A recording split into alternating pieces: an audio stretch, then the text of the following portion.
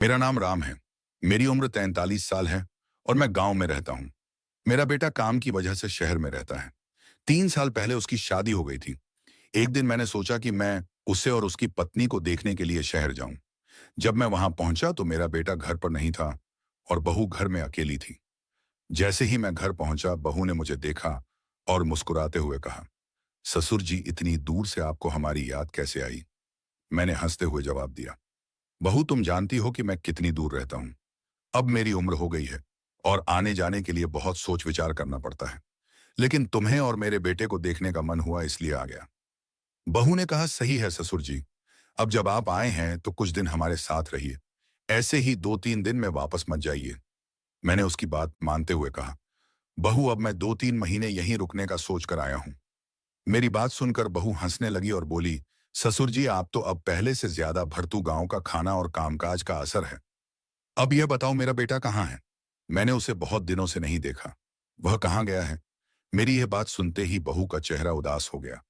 उसकी उदासी देखकर मैंने तुरंत पूछा, क्या हुआ बहू? तुम अचानक उदास क्यों हो गई? जब मैंने बहू से बेटे के बारे में पूछा तो वह कुछ पल चुप रही। फिर धीरे से बोली, ससुर जी, मैं आपको क्या बताऊं।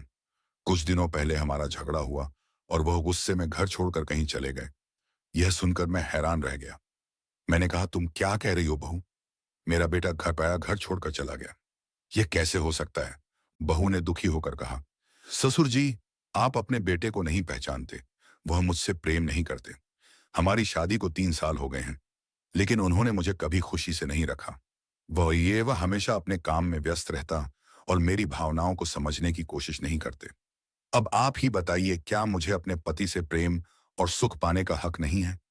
मेरी भी इच्छाएं हैं, मेरा भी मन है। मुझे भी उनका साथ चाहिए, उनका समय चाहिए। उसकी बातें सुनकर मैं गहरी सोच में पड़ गया। मैंने कहा, पर बहू, तुमने यह पहले क्यों नहीं बताया?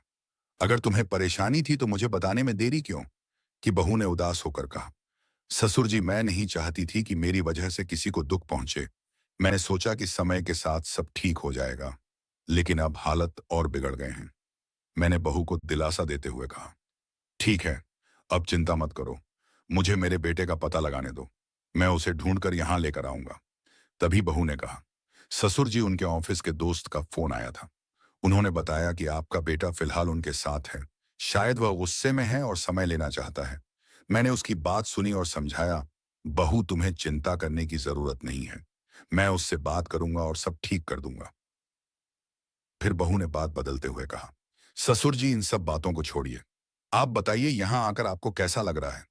मैंने मुस्कुराते हुए कहा, बहू, यहां आकर अच्छा तो लग रहा है, लेकिन तुम्हारी बातें सुनकर मन भारी हो गया है।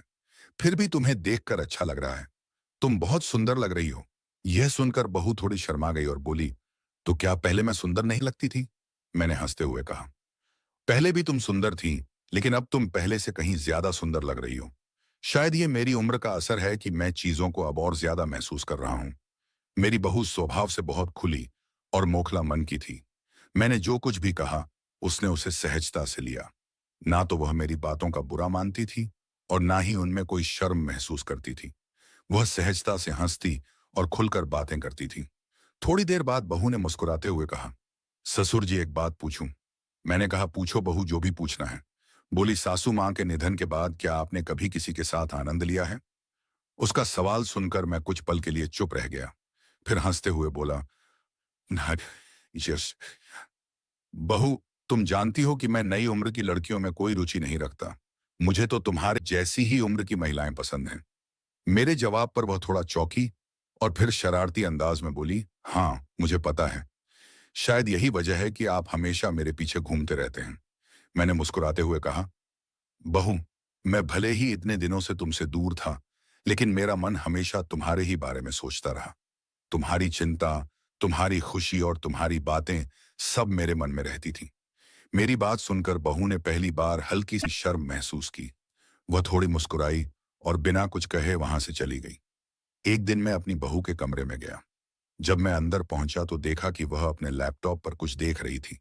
वह स्क्रीन पर इतनी ध्यान से देख रही थी कि उसे मेरे कमरे में आने का आभास तक नहीं हुआ। मैंने सहजता से पूछा, बहू, तुम क्या देख रही हो? मेरी आवाज सुनते ही वह चौंकी। उसने तुरंत लैपटॉप का स्क्रीन बंद कर दिया और मेरी तरफ देखा। उसकी नजरों में एक हल्की झिंझक थी, लेकिन उसने कुछ नहीं कहा। मैंने फिर पूछा, क्या हुआ बहू? तुम इतनी ध्यान से क्या देख रही थी? लेकिन उसने सवाल को नजरअंदाज कर दिया और जानबूझकर बात को बदलने की कोशिश की। उसने कहा, ससुर जी आप यहाँ क्यों आए? कुछ चाहिए था। मैंने मुस्कुराते हुए कहा, बहू सच कहूं तो मुझे भूख लगी है। प्लीज कुछ खाने के लिए बना दो। वह तुरंत उठ गई और बोली, ठीक है, आप बैठिए, मैं आपके लिए कुछ तैयार करती हूँ। इसके बाद वह जल्दी से कमरे से बाहर चली गई। मुझे लगा कि वह कुछ छिपाने की कोशिश कर रही थी।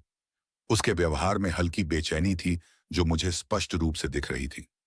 जब बहू कमरे से बाहर गई तो मेरी जिज्ञासा बढ़ती जा रही थी।